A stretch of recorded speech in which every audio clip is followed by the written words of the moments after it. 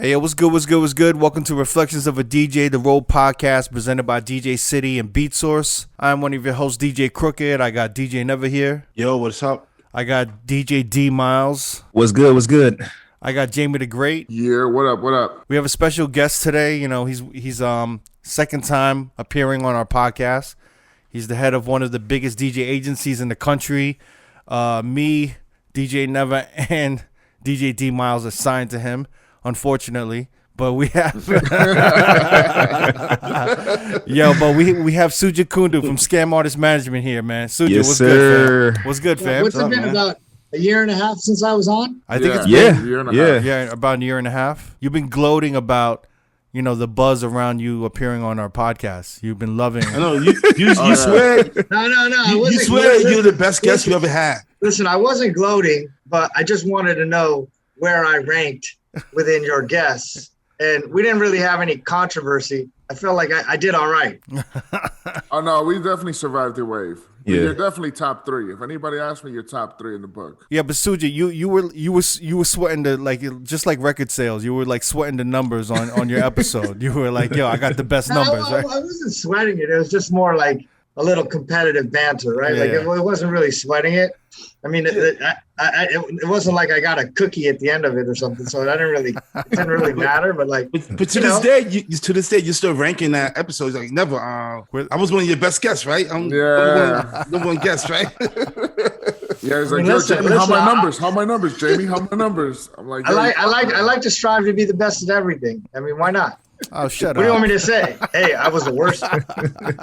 Yeah, but a year and a half later, he's still asking that question. He's holding that rank, baby. I don't know about that. Stop gassing yourself up. I don't know if I'm doing that. Hey, yo, so I mean, it is good to see you, man, and it's good to. I feel like after this year, I mean, this was a weird year, right? I mean, for you, I didn't even know if I didn't know if Skam would survive. I didn't know if you'd still be here in 2021, you know what I'm saying? Like with live shows gone, you know, our bread and butter is live shows, you know, even the music industry. I know you do radio promotions for a lot of independently for a lot of artists and labels and stuff. And like with no shows, there was kind of a hold on music, right? And it's like, where are we at right now? Where's Skam Artist at? Where's Sujit at right now, you know? Well, I mean, I've always kind of prided myself on living within my means. Yeah. At the beginning of the pandemic, it was a little bit of a challenge because like I think I had like 15 people working for me, mm-hmm. and you're concerned about how to deal with your staff, and we didn't know if it was a 2-week thing. They're telling you all about this government aid, but they're not telling you the rules. And can you get it or can you can't get it? And you're playing kind of a game of chicken of how long do you keep your staff on? Because, they've got families, they got to pay their bills. And, for the first couple of weeks, we're dealing with the fact of rescheduling gigs or, postponing gigs or, hey, this isn't going to last that long. This is just for 3 weeks. So we really it was a little bit of a stress at the beginning of just managing the staff. But I feel like once that I kind of figured out what I was going to do there, I just kind of cut all my costs to the bare minimums. And the stuff that did need to be handled, I was enough in the loop that I was able to just pick up and handle it. And, I'm copying on a lot of emails, even though I'm not replying. And, the few things that I could catch up really quick, and I was able to figure it out.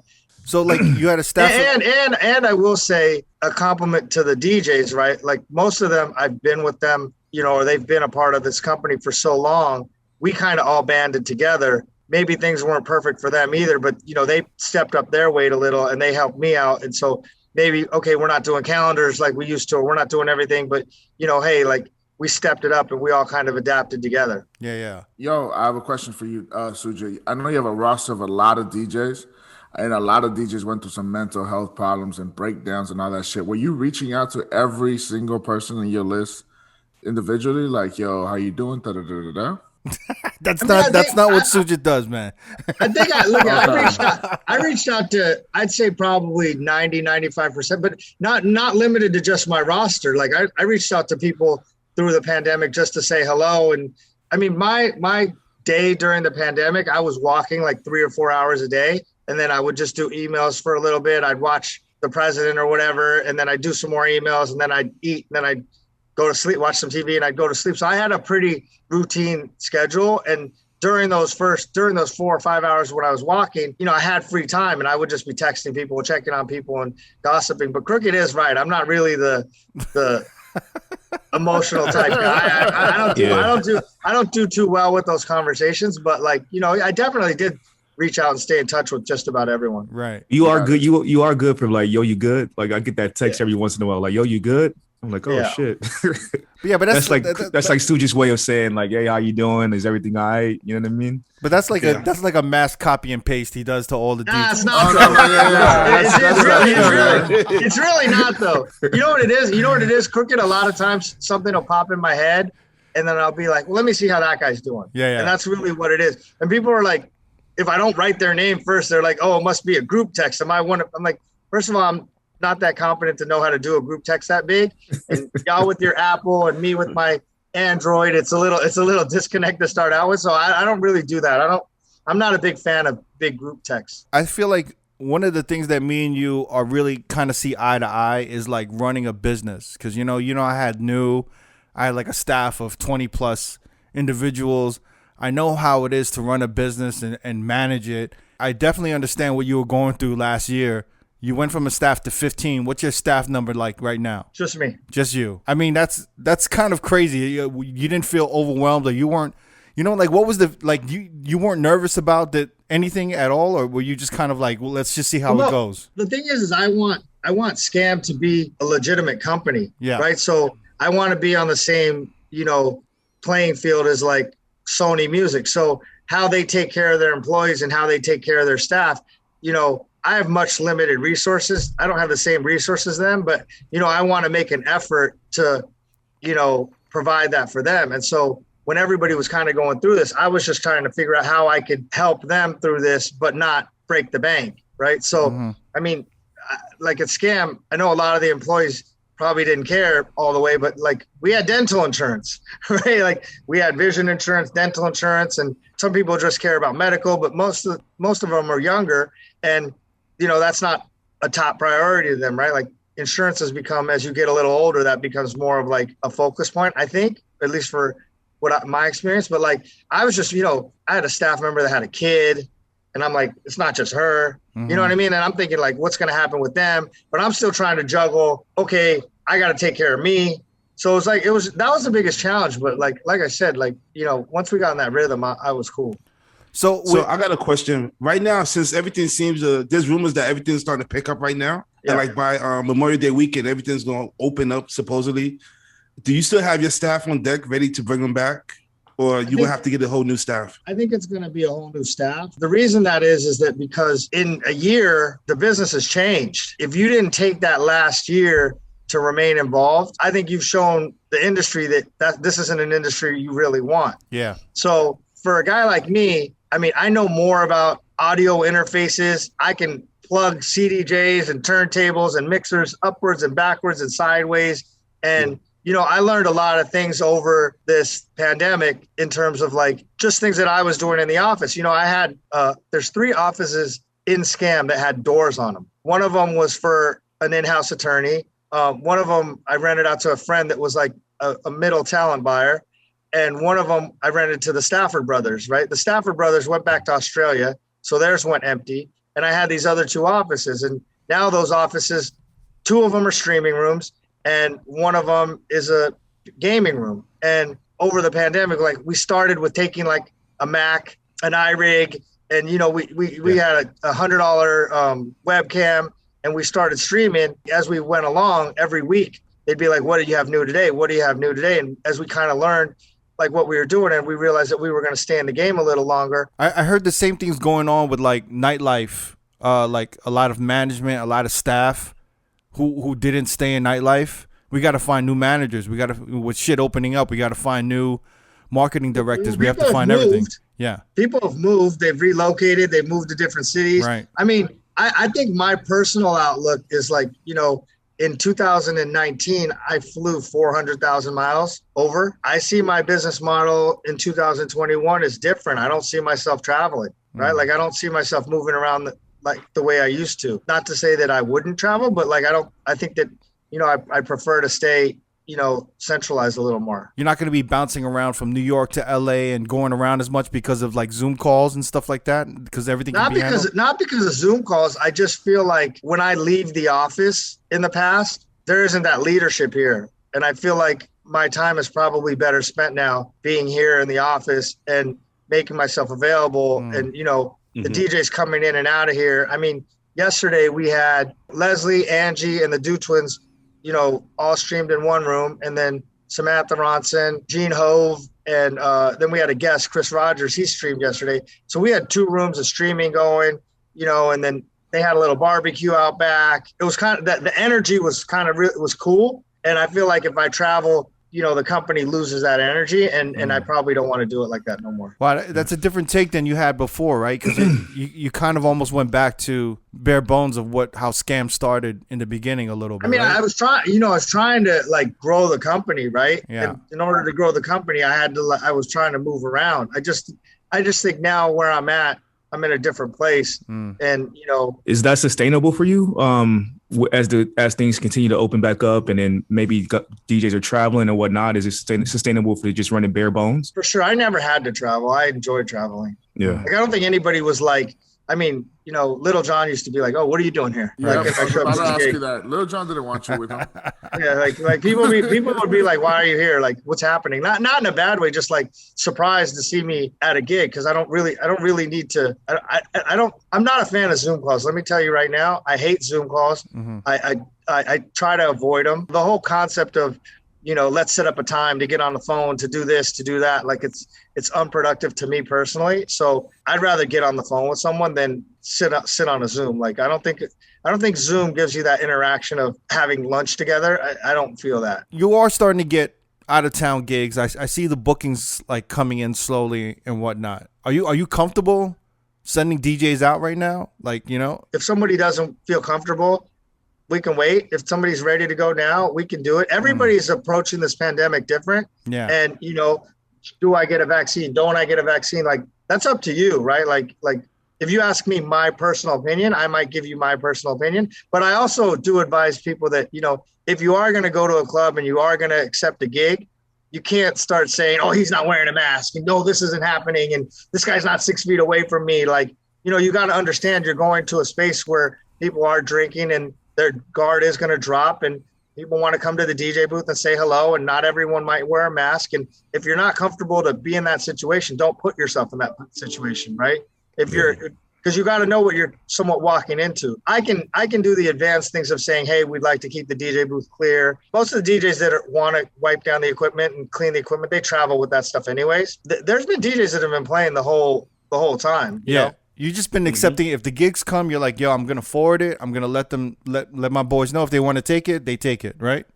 Or if it's somebody that says I'm not traveling at all right now, I might just say, Crooked's not taking anything till July 1st. Right. And if that might change, but for right now, he's on the bench till July 1st. I feel like you're gonna have to start adding, like in the riders, you're gonna have to start adding like safety precautions for each DJ. Like this DJ wants, the DJ booth blocked off. They want the equipment wiped down before they start. You can't do that shit, or what? I mean, it depends who the DJ is, right? Because if you're let's just say a smaller DJ, the club might be like, "I'll just book someone else," right?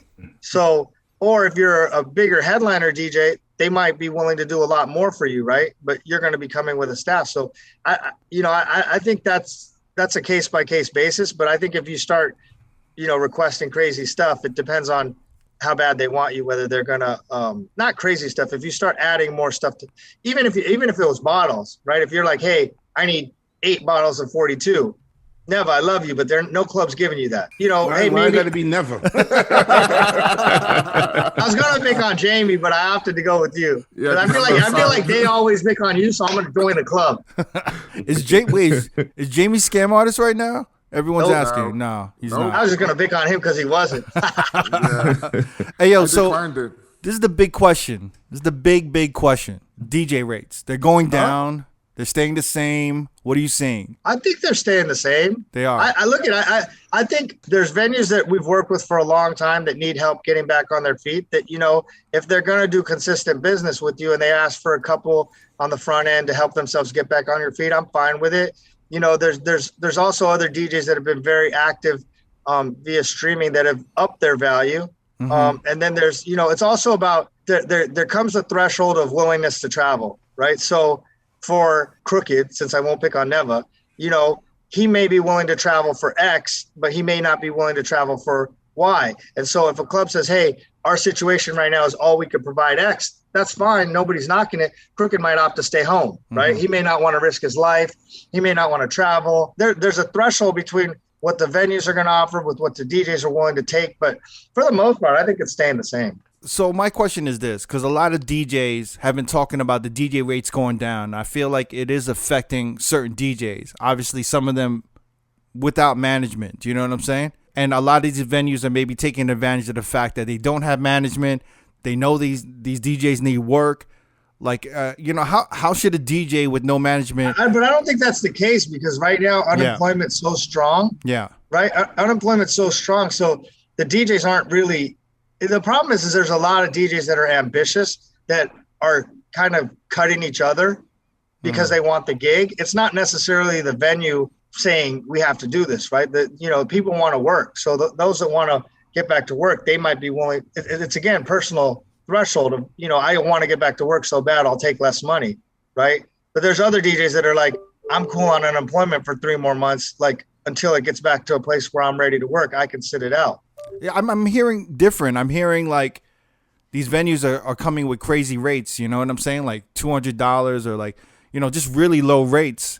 And they're just saying like, we're going to have to take this shit. I don't think that, I think if a venue was a club, right. And now they're operating as a lounge and they can only put 5 people at a table and you have to stay at your table. Right. Their budget is reduced. So I don't think that they're being unreasonable to say, hey, right now, while we're operating at 40% capacity, we need to kind of keep our budgets down. But, you're somebody that we've used all the time. We'll give you first dibs at the work. And if you don't want to do it, when we get our numbers up, we're happy to bring you back. I don't think there's a problem with that. I don't see the situation where a club's at full capacity and they're saying, hey, now we only want to give you 25% of your rate, right? The clubs that are open, they're paying what they used to pay. I agree with you. There are clubs that are doing that, Sujit, but I think there are other clubs like in Texas and some in Florida that are like kind of still running kind of at 100% capacity, right? Like we've seen. Well, some of the DJs are telling me that they're getting reduced rates. They might be willing to take reduced rates. They're not. I haven't had the experience where clubs are being unreasonable. Yeah, I haven't seen that. I've seen some, and some people have told me they're like, I don't want to come back and take these reduced rates. I've gotten the emails. Hey, we're operating in a smaller capacity. We want to do this. We want. Can we get this? And I'll just be like, listen, that DJ is not going to take it. We totally respect your situation. We totally understand. Yeah. But they're not willing to do it. So we'll wait. But I have a couple other guys that might be willing to do it. Right. Like, so most of the, establishments, most of the legitimate operations, they've been pretty fair. Right. With all the states opening back up, right? And obviously out of town bookings are coming in. I'm wondering about certain markets. I guess my biggest worry is New York, right? Because New York, I think, was kind of like, it was in trouble before the pandemic. And I think nightlife is what I'm talking about. New York nightlife was kind of in trouble before the pandemic. And then after the pandemic, it was like the nail in the coffin. Like, and I'm kind of wondering, what are you seeing and what are you hearing about New York nightlife? And is it going to bounce back or I was just wondering about that. I mean, New York's a tricky thing because there's a bar every 8 feet. And I think that just the community, there isn't really a big demand to go to a nightclub, right? And the people that do seem to go to nightclubs, there's only a few nightclubs in town that and then there's a lot of stuff in Brooklyn and in Jersey and in other areas and like supper club type things. New York always paid a little less for DJs in town. So right. I haven't heard. I mean, we've been doing some stuff the whole pandemic in Jersey. Nice has been playing the whole time.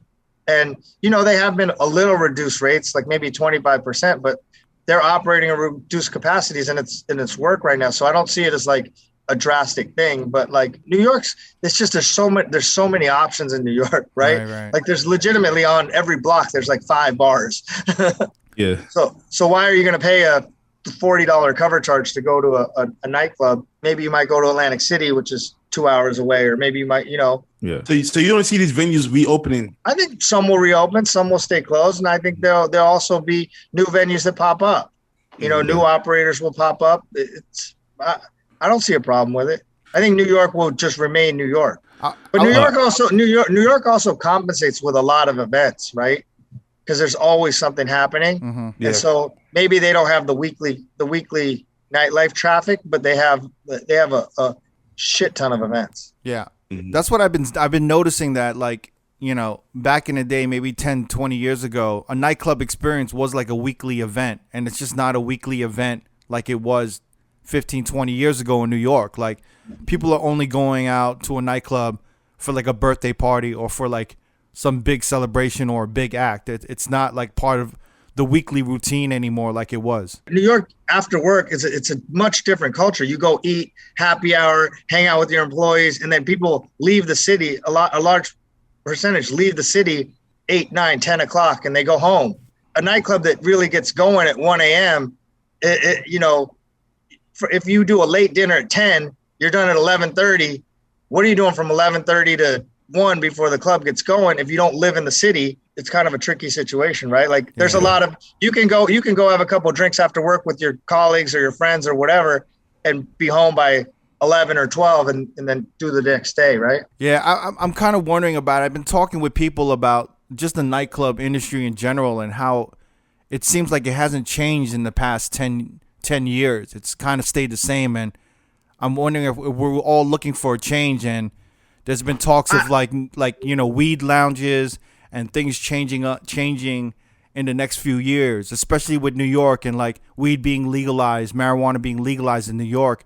If that's going to change kind of the infrastructure of nightlife, I think we're just look at, the thing is that you had a generation of promoters that have graduated from promoters to owners to, they have families now and they've moved on. And the new generation has a different outtake on nightlife and what it should be, right? It's just adjusting, and like that kind of creativity and that, like, let's throw a party. It's different now, right? Like, you can, before you would go to a club to meet people. Now you can DM them, right? Like, there's a lot of other ways to meet people. And, before you might have wanted a table at a club. Now you might DM someone and be like, meet me for pizza. It's a different kind of, the accessibility of people is much different. So nightlife was a place to meet, a significant other. And now there's a lot of other ways to do that, right? So unless you're going to see an act or someone you want to see,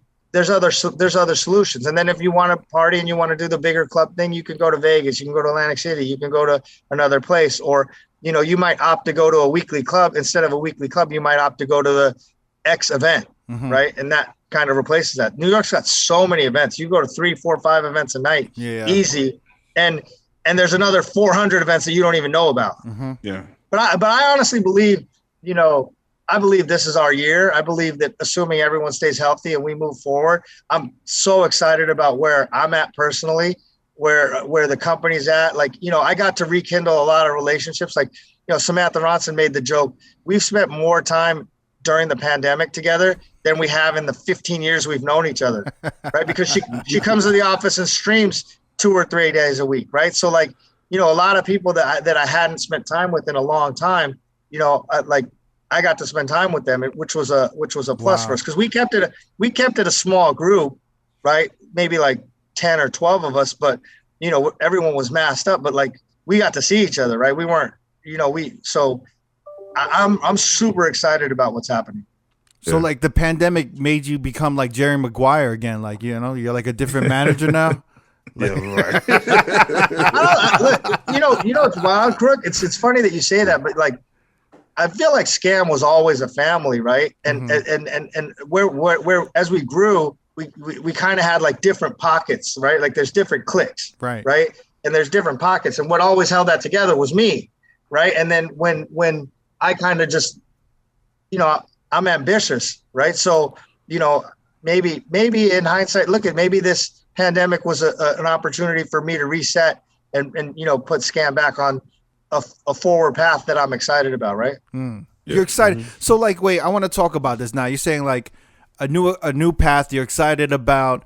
You've kind of adapted with Skam. You're like a program director now. You've launched like a live stream Skam on Twitch. You know what I'm saying? Obviously, when the pandemic hit, you know, DJs were frantically looking for a platform. D-Nice led the way with IG Live, and everyone kind of moved from IG Live to Twitch. And I remember earlier last year when the pandemic hit and we were quarantining, you were sending emails out like, what do we do next? Like, just send me ideas. You were like, just send me what we should do for this year and how, you know, you're kind of like, let's brainstorm and let's just stay active this year. And then you slowly moved to Twitch. I remember I sent you an email. I'm like, yo, you should do Skam Artist Twitch and hop on that. And you were like, nah, I'm not with it. Pass. And then you forgot about it. But then you hopped back on it. Listen, I wasn't with the Instagram Live, right? I wasn't with the Instagram Live. Yeah. And I'll be honest, it was a lot of that was a lot of that was ego driven, right? Because like I didn't want Skam to go on and have 14 people watching it. I didn't feel like that was going to be a good reflection of the brand. See, like the thing about Twitch that I'm okay with is that even if the viewers aren't at a place where on a daily basis where it's the greatest, the presentation I'm able to control, right? I'm able to control the artwork, the overlay, the creative, right? Like, and the thing about Twitch is you got to let people express themselves with the music a little more than at a nightclub. So you get to hear different sounds and you get to hear things. And to be honest with you, Twitch has opened up my eyes to a lot of DJs because I've got to hear them sober, not drunk at a club. Like you get to hear them 3 times and I'm like, and you also get to see who actually likes to DJ and play music versus who's like, I'm 90 minutes and out. Like, this is my set. Like, you get to see like people that like are into music, right? They get to show their, you know, a little bit of their, I guess, personality, right? Yeah. And it's more similar to radio. It's more controlled. Like you can set up the times, and I feel like you're a program director. You're setting slots open. It's a daily thing. Skam Artist has to have, you know, has to be on streaming for like certain hours every day and whatnot, right?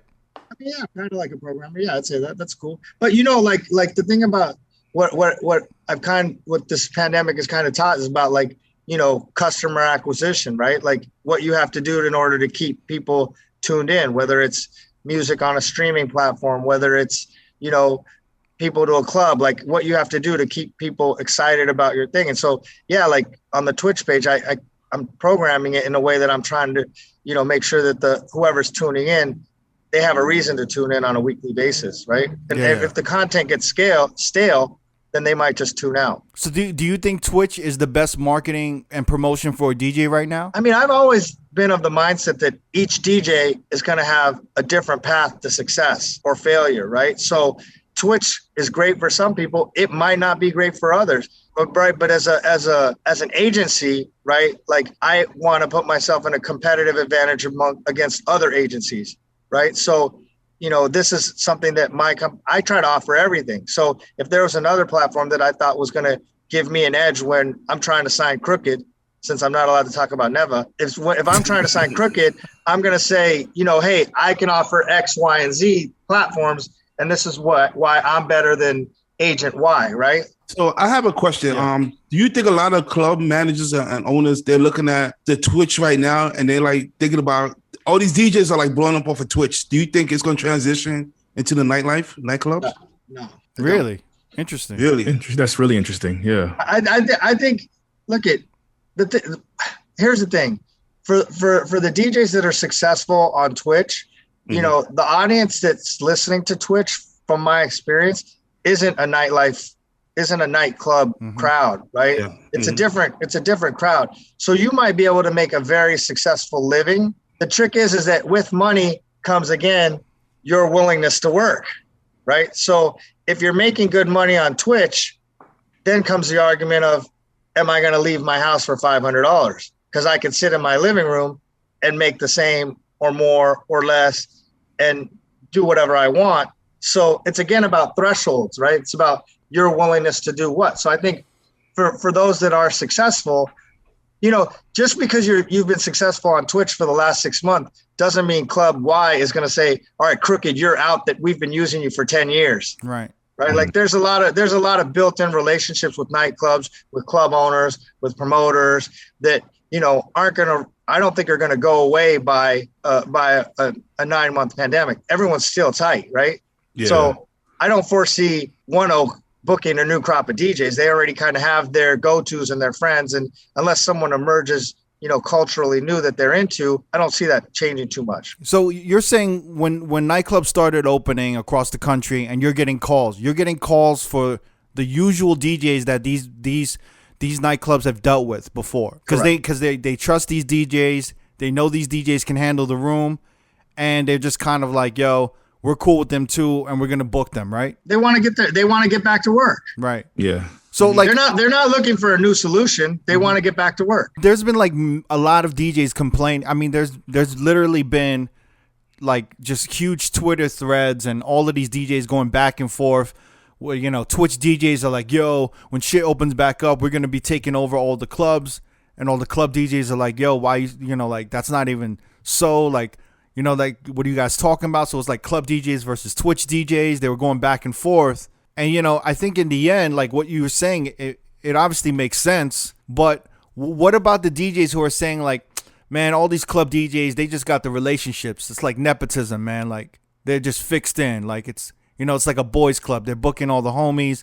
They're not letting any new blood inside. You know what I'm saying? I mean, my answer to that is we all pay dues, right? Like, so, if you're new to the scene or you're new to the situation, new to the community, you've got to pay dues, right? So, Crooked, how many dinners did you have to go to? How many, I stood outside of clubs, right? Like, there was a time where I, had to wear a collared shirt to get in a new club, and I'm watching underage kids going in t-shirts, and I'm like, what the heck's happening? But, we stayed persistent, and a slot opened up, and, sometimes I'll tell a DJ, like, if you want to play at a club, sometimes just hanging out at that club a lot is a good move, because you know what? Somebody gets sick.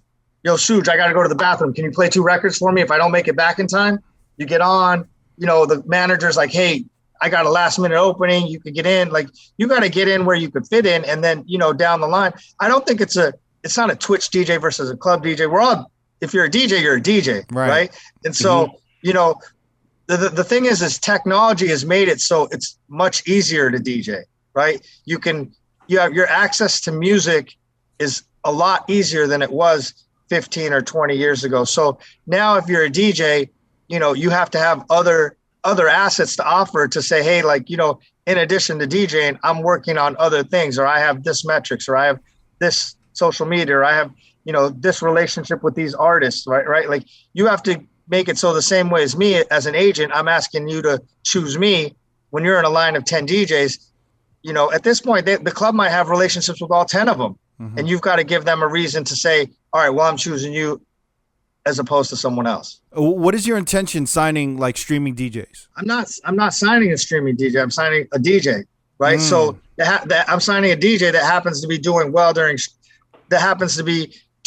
well at streaming. Crooked, you referred me to June, right? Like, and you and a couple of the other DJs were like, hey, you should look at her. You should look at her. You should look at her. And then I did. So there's different ways to get noticed. Right. And if Twitch happens to be your way to get noticed, cool. If you're happy to DJ on Twitch, cool. If you're happy being an event DJ and not doing clubs, cool. If you want to be a festival DJ, cool. There's a lot of different ways to still be a DJ and not think of everything as, if I'm not doing it, someone's stealing it from me. Just instead of think of it as like, get myself in a position so I'm recognized. So if there's an opening, I'm going to take it. Yeah. When you're thinking about when you're an agency, right? Yeah. Like, I'm a for-profit business, right? So I'm trying to find people that I can sell and market, right? And so if I have an angle to go to a club and say, look at these numbers and look at these things, this might be something that's successful for you. Let's give it a shot. It's your job as the DJ to give me, ammunition to go speak to the clubs and say, hey, look it, book Neva, book Crooked, book D Miles. Don't book Jamie the Great because he's not on Skam. But you know what I'm saying? Like you know what I'm saying? You gotta give yourself ammo. You gotta give me ammo to go try to fight the fight to get you the gig that you want or the stage that you want. And there's plenty of DJs that are great event DJs that couldn't play a Hakkasan club, you know, where there's 5,000 people there, where one little mistake is the whole room's going to hear it, right? Yeah. Like that doesn't make you a bad DJ. That makes you not right for that room. Do you think there's a future for like these streaming DJs that kind of maybe started with streaming, made a name for them in streaming? Do you think there is another way for them to do live events? Like, you know, because I kind of think of it, you know, and I hope I'm not insulting any streaming DJs, but I kind of see it like YouTubers that got famous on YouTube started doing like, you know, their own private events where they had people coming through like meet and greets and shit. And I'm saying, is there a potential for that, for Skam to do something like that and throw these events or anything? Or you don't even see that shit? That's kind of where, you know, my Skam Summer Summit. Okay, wait, before you go into this, let's go into this, because you're doing a summit, like a DJ summit. Skam Summit. When is it? August 22nd, 23rd. Okay, this is the reason why you're on this podcast, because you want to plug this shit. This is the reason why we woke up early for you. So in my head, right, like there is a group of DJs that were, you know, let's just call them $500 DJs that through this pandemic have built a fan base, right? Whether it's 200 people, 100 people, 300 people, 500 people, they've spent time with a community of people for the last 6, 7, 8, 9 months, right? Right. And they've built a base. So in my head, I was thinking of kind of like a Comic-Con for DJs, right? Where we could bring all these streamers and we could bring all these people together, and you have all these moderators and people in the chat that from all over the country, shit from all over the world, that have never met and never seen each other, right? My idea was to bring everybody together, whereas you could have like, you know, a hybrid stream, meet and greet, merch type event, and where people who haven't seen each other in a long time could all come together in one place, right? Damn. And so I do have my other business, which is the record business side, which, you know, when artists realize that there's this many DJs in a captive place, they're going to want to promote their music, right? So you have synergies between labels, nightlife, streamers, DJs, moderators, and then, you know, I'm gonna tie in, you know, brands and other things to make it kind of like a whole full-fledged like kind of meetup. But I'm doing it a little different in the sense of not doing registration, right? I don't want to charge people $500 for a badge that they don't want and a gift bag that they don't need, right?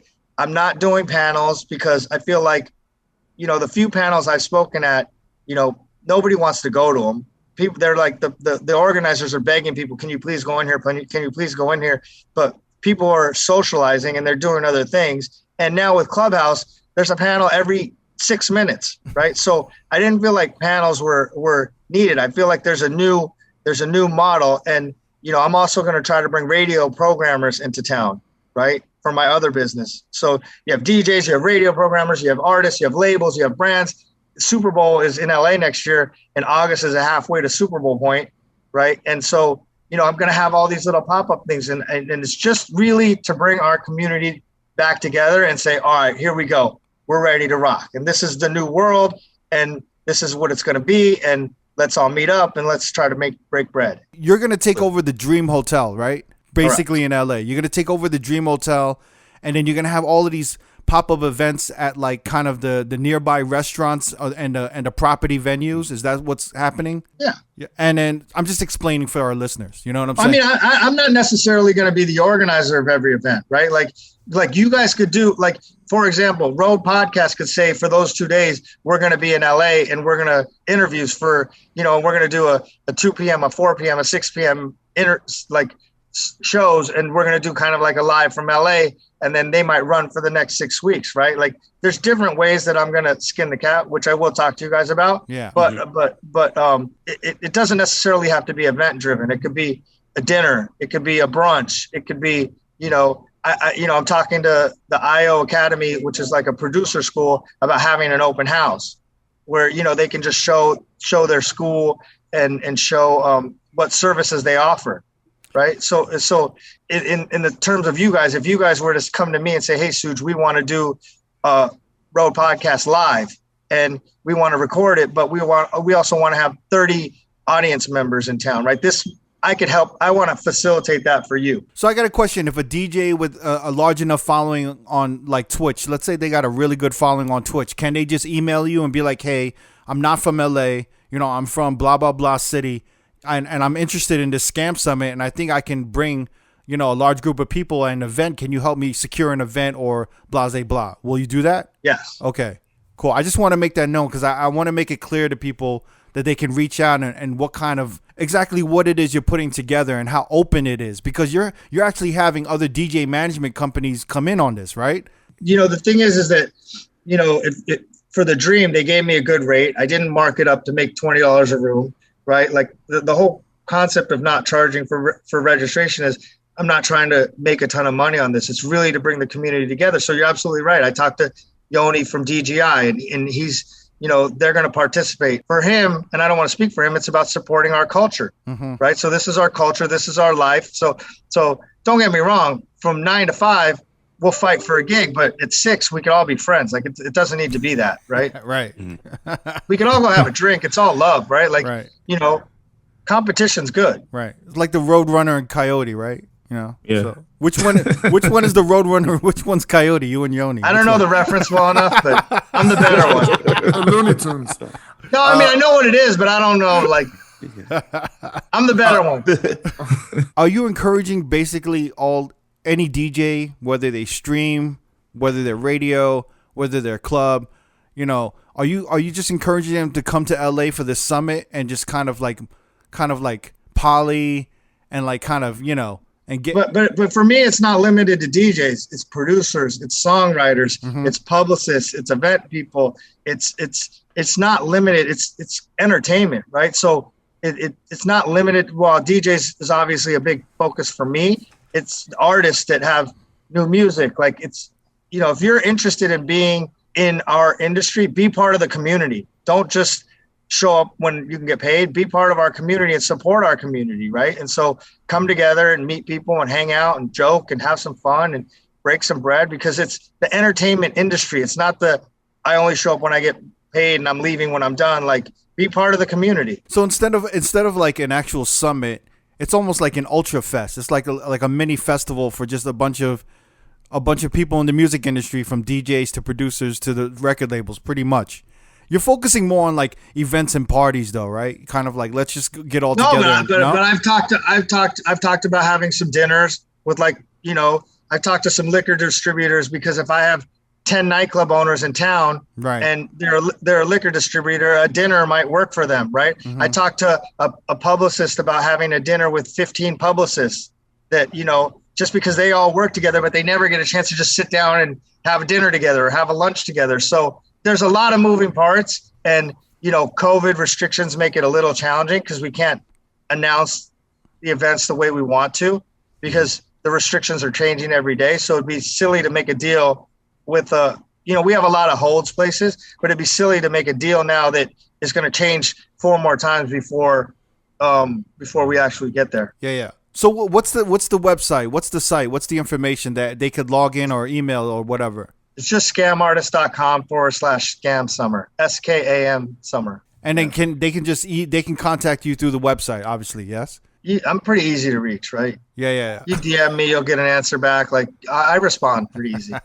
Might not be the right answer, but I respond. Yo, Suj, is this like a one-time thing, or are you going to continue doing this like your birthday and the Christmas dinner and all that stuff, or this is just a one-time thing? It could keep going until I get uninspired. I stopped the Christmas party the year before the pandemic because I was uninspired. I didn't have an idea or a place that, back to reference what Crooked was saying about, New York City nightlife and becoming stale. Like, I'm always trying to push the envelope. When I did the party for so many years and I couldn't come up with an idea that I thought was going to be like, holy shit, I kind of was like, I don't feel like doing it no more. Right. Like, I didn't feel like doing it just to do it. So if this year is successful and it people like it, then, maybe it evolves next year to more or less, or, it just depends. Like, I can't answer that right now. Yeah. I have another question. I'll follow up on that one. If it's successful, do you see it going to maybe New York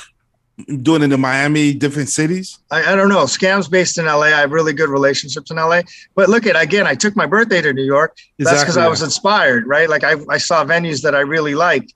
And, I had partners in those cities, Noah and Jason that were able to help me, execute my vision. So for me, successful for this event, it's not a financial thing. For me, successful events that like we get everyone together and everyone's like, yo, I had a good time. I walked away. I didn't know Crooked before. Now I know Crooked. I had this, perception of Jamie, but now, I got to hang out with him and now it's different. Now, or it could even be like Neva wanting to play at a club, but he never met the owner. And now, at a bar or at the pool, now all of a sudden he meets him and they spark a relationship. And then, now he's being asked to play there. Like there's so many, there's so many different ways for it to be successful, but, based on the response I'm getting so far and assuming the COVID stuff continues to decline, it feels like it's going to be a winner. And it feels like a lot of people haven't seen, we didn't have Sundance this year. We didn't have, Winter Music Conference. We didn't have like the things that, Super Bowl, the things that our community normally kind of like pops city to city doing these events. They've all been gone. So, I'm trying to make it a one-stop shop where you could all meet up. Yeah. It's interesting because it's like, for me, like I don't know what to expect from it, like I think when I usually hear about events or something like this, where it's like, it's almost like a summit. When I hear about these things, I tend to like want to know what the focus is. And I'm kind of intrigued because you're just leaving it a little bit open. You're letting like the people come through and kind of dictate what this becomes a little bit, right? Well, no, I mean, look, as we go, I think I've got like 6 or 7 kind of events like lined up already. Yeah. That, I'm hoping in the next couple of weeks, we can save the dates up. And as that happens, then I think that people will start to see, look, like I said, it's for each person, it's going to be, based on their focus and based on their, based on what they want to accomplish. They may attend different things, right? So someone may want to just meet a DJ and they might go to their event. Someone may want to become a producer and they might want to go to an open house for producers, right? They might want to, I'm trying to set up writers camps where, if you're just a songwriter, there may be a songwriters camp that you can attend, right? So it depends what your focus is, where you want to go, like, and what you want to be. But, the events that are public, will be announced. And I'm going to try to have them like all in one place so people know what's happening. It's interesting. It does remind me of like Winter Music Conference when even Vegas clubs would like, do pop-ups in Miami and just be like, everyone's here. Let's just take advantage of and market to them, and even DJs would, even like you started doing takeovers at different clubs, just be like, look, it's Winter Music Conference, like we're just going to take over a club and I'm going to market Skam and let everyone know that Skam is the shit or like is the #1 DJ management company right now and stuff like that. So the concept around that was that there was so many club owners in town that we wanted to showcase our roster, right? So similar, you're another DJ agency and you want to showcase your roster. Let's try to put on an event. Let's try to make something happen. You know, I'll help you do it. You'll be responsible for operating it and, any guarantees or any deals, whatever you work out with the venue. I'm not trying to become a promoter for 50 events. Right. But we'll help you as best as we can. Yeah. I want to go back to Twitch really quick. And I know you have relationships with record labels. You do radio promotions and stuff for a lot of hit records. Everyone from French Montana to Tyga. And I'm wondering, the copyright issues with Twitch. Do you have any inside info on this? Because I'm wondering if this is going to be a Napster situation. I'm curious because I'm curious and I'm cautious, and I'm worried for some DJs that these labels are going to go after Twitch. They're going to go after these copyrights. They're going to go after their money. And are they going to make an example out of like maybe a couple of Twitch DJs or Twitch users or I don't know, and just kind of find them? Is that possible for any of this? I don't have any insight in it. I don't know enough about it. I hear what everyone hears, or I read the stuff that people read, but like I don't have enough knowledge in it. Have any record labels came in knocking at your door like, yo, quit playing our shit, Sujit? Like, or maybe even the opposite, and maybe like, hey, can you promote our music, like our new music? It's can you promote? Yeah. Oh, it's can you promote? That's probably mostly the artist though, right? The artist is like, yo, play this shit. This is my new shit and whatnot. It's not artist label. I mean, look at in a lot of those chats now. It's there's record reps in there. So I have a question. When everything eventually opens up, are you going to continue to stream with Skam artists, or you gonna cut back on it? If it keeps making him money, he's gonna keep it going. Yo, if the cow keeps giving you milk, he's gonna keep milking. No, it. but to be real with you, it doesn't make me money right now. Like the thing is it might make money for a DJ who's at home, who is playing on their own thing.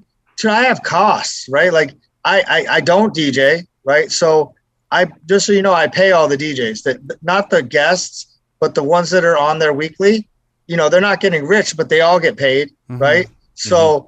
You know, I think that started this year, like for the first 6 months or so, let's say nobody got paid, right? But I pay a graphic designer. I pay someone to help me with the tech stuff. I'm constantly buying equipment because I want to make it so the studio here is something you can't do or don't want to do at your home. And so what might not make sense for, you know, Crooked to buy a $2,500 camera for his house, you know, maybe here at the office where I've got 15 people streaming a week, it makes more sense because we're getting that use out of it, right? So, you know, every week I'm trying to find new equipment. I'm trying to find new things. I'm trying to stay up on technology. So the little money that does come in, it's not like I'm going to Cabo with it. It's like, it's going back into that. And I think, you know, and my feeling is that if the page makes more money, I'm just going to give the money back to the DJs. Right? Yeah, so, you better. That's all I gotta say. I mean, that's what I'm gonna do. No, because to be real, Suji, you better. To be real, well, honestly, you're making good money though, right? Because you're streaming 7 days a week, so you're making good money. No, not at all. No, because I'm gonna be real. I'll tell you the real because be real. Yeah, what's up? Because you know what, like when people are subscribing, they're subscribing to a person. Right. So if they're subscribing to the R.O.A.D podcast, they have a connection with the R.O.A.D podcast. They know every time the R.O.A.D podcast goes on, they're getting the 4 of you. Right. Yeah. So on Skam every week, every day, it's a different person. So there's, you know, I noticed that there's a group of people that turn into Baby You that, you know, a lot of them don't show up the rest of the week. Right. So they're supporters of Baby You. Right. So, you know, it's a constant work in progress, and it's a constant try to find new content, try to find this and try to find that. And it's back to like, you know, when December was coming around, I was just sitting to myself and I was like, shit, man, these guys have been doing this for free for 6 months, week in and week out. And I'm like, how long can I keep saying support your agency? Right. And none of them at the time when I was telling everyone, hey, you know, starting this week, I'm going to start paying you. And it's pennies. It's not that much. And, you know, but hey, I want to show you that as this grows, I want you guys to grow with it. And they were all kind of like, oh shit, cool. But like, I didn't feel like I wanted to keep being like, I felt like I had overstayed my welcome, even though nobody had come to me saying like, yo, I noticed you're getting 10 subs today. Like, where's my cut? Right. Occasionally some guests will ask like, hey, what goes on with the subs and the bits? And I'll be real with you. It doesn't make money right now. If you're sitting at home, you have a setup. Once you get your setup and you're comfortable with it, you know, and you use the same overlay and you can do the emotes yourself and you're not really changing stuff and you could make money at it. Sure. Right. But it's not the same when you got overhead. Right. Yo, Suj, you know, it's been a crazy year. And I think, you know, I've been saying this to a lot of homies and a lot of people in our industry. It's good that we can all a year later come back and talk about the past year and move forward with some type of confidence in that we're going to be in a good place. Do you know what I'm saying? So I'm kind of glad that things are opening up, and I'm shocked as hell that you survived. I knew you would survive. You're a fucking survivor. You know what I'm saying? I know you claw your way somehow and make it back. And yeah, I'm. It's good to have you on the podcast, man. It's I hate to say it, but it is good to have you on the podcast. It's good to see you, man.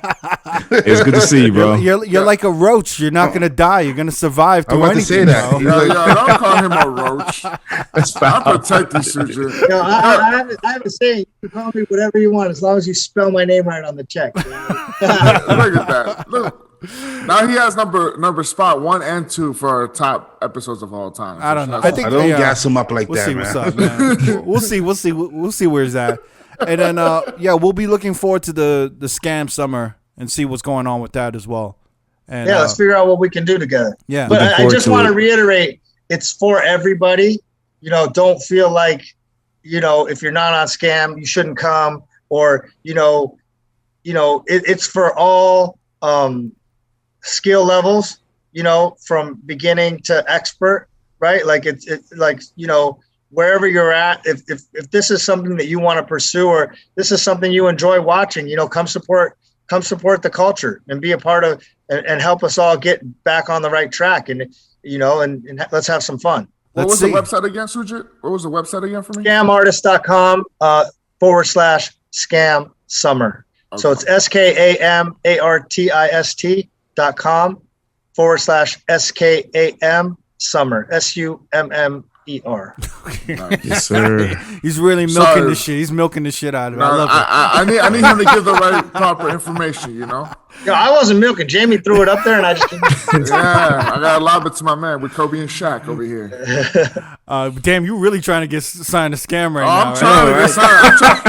I'm trying to start the Latino division of Skam that is yet to be birthed. Oh, interesting. Yeah, Interesting. I'm just saying. That's what I did on the stream. I was like, let me show him what we should be doing. He's Mexican kind of too. Yo, Sujit, thank you for coming on, man. And we'll see you at Skam Summer in August, Let's man. do it. Hey, yo, real quick.